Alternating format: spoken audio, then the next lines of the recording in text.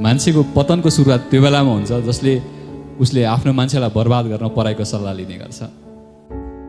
सर्वजीव नमस्कारम केशवम प्रतिगच्छति सर्वजीव तिरस्कारम केशवम प्रतिगच्छति। अर्थात् कसैलाई गरिएको नमस्कार त्यो नमस्कार कसैलाई जाँदैन, त्यो ईश्वरलाई जान्छ, आफू अन्तर्निहित ईश्वरलाई जान्छ। सर्वजीव तिरस्कारम जसलाई गरेको तिरस्कार पनि केशवम प्रतिगच्छति अर्थात् त्यही ईश्वरलाई जान्छ। त्यस कारणले कुरा काट्नु भनेको चाहिँ आफ्नो खति आफैले गर्नु हो। जति कुरा काट्छौँ नि हामीले आफ्नो पाप बढाइरहेको हुन्छौँ आध्यात्मिक तवरले, अनि जति कसको कुरा काटिन्छ नि त्यो मान्छेको पाप र मैलो चाहिँ पखालिरहेको हुन्छ। सन्त कबीर आफ्नो छिमेकी मर्दा एकदम धेरै रुनुभयो। त्यो छिमेकीले यति धेरै गाली गर्थ्यो सन्त कबीरलाई, यति धेरै कुरा काट्थ्यो, यति धेरै गाली गर्थ्यो, सबै बाटोमा गएर अपव्याख्या लगाइदिन्थ्यो उसको भाषण प्रवचनहरूको, सबै बाटोमा गएर उसको मान मर्यादालाई हानि पुर्याउने काम गर्थ्यो। तर पनि सन्त कबीरले कहिले पनि वास्ता गर्नुहुन्न थियो।